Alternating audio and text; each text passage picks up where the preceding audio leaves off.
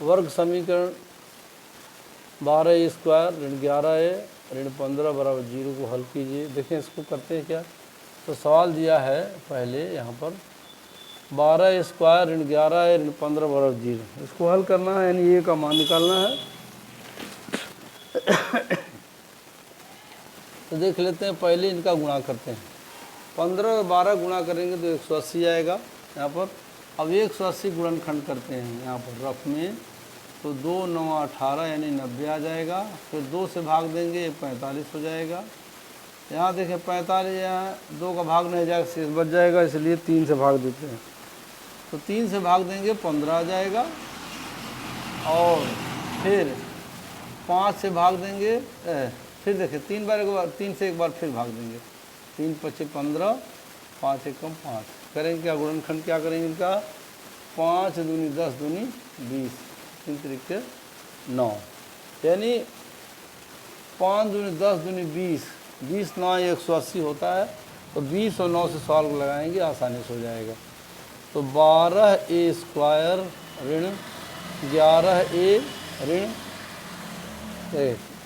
12 square. अब करते हैं 20 और 9, यहाँ 20a और धन 9a, 20a देखें 20a धन 9a ऋण 15 बराबर 0। अब यहाँ कॉमन लेते हैं हम, क्या 4a कॉमन ले लेते हैं। जब 4a कॉमन ले लेंगे तो a माइनस, देखिए थोड़ा गाड़ियाँ आ जा रही, रोड है सामने, इसलिए थोड़ा डिस्टर्बेंस हो सकता है। तो ऐसे हाल देखें, 4a कॉमन ले लिया तो 4 तिहाई, 4 जब कॉमन ले लेते हैं तो 3, देखें 3a 4 तिहाई 12 ऋण 4 पंचे 20, 3a ऋण 5। यहाँ ले लेते हैं, यहाँ 9 3 कॉमन ले लेते हैं यहाँ भी, तो 3 तरीके 9, 3a ऋण 5 बराबर 0।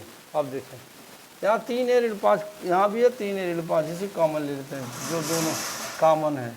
तो 3a ऋण 5 कॉमन ले लिया, तो यहाँ क्या आएगा 4a, यहाँ देखिए धन है बच्चे, यहाँ पर गुणा नहीं धन है यहाँ पर।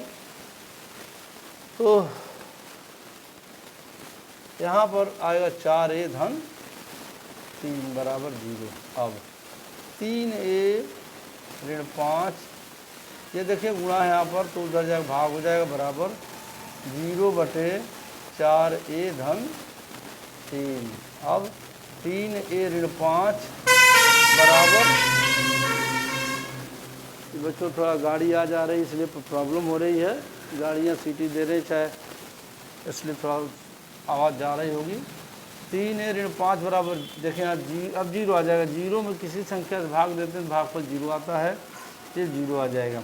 अब 3a 5 को पक्षांतर किया यहाँ पर, तो क्या होगा 0 धन 5, 3a बराबर 5, a बराबर 5 बटे 3 पहला मान।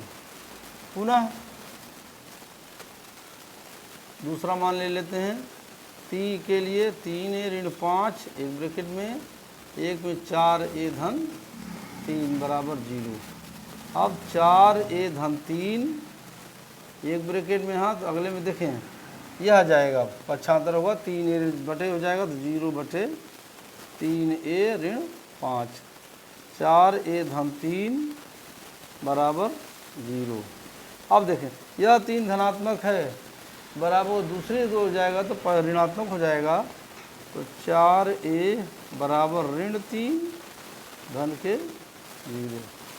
अब 4a बराबर ऋण 3, ये बराबर ऋण के 3 बटे 4, यानी a के 2 मान, a के 2 मान कौन कौन से निकले, a के 2 मान आए 5 बटे 3 तथा ऋण 3 बटे 4 प्राप्त होते हैं। प्राप्त प्राप्त होते हैं। अब देखिए इसकी ज़रूरत नहीं, ये गुणनखंड में निकाले थे, ये बच्चा हमारा वीडियो संपन्न होता है। अगले वीडियो में इस उत्तर की जांच करना दिखाएंगे, जांच करेंगे। तो अगले वीडियो हम लोग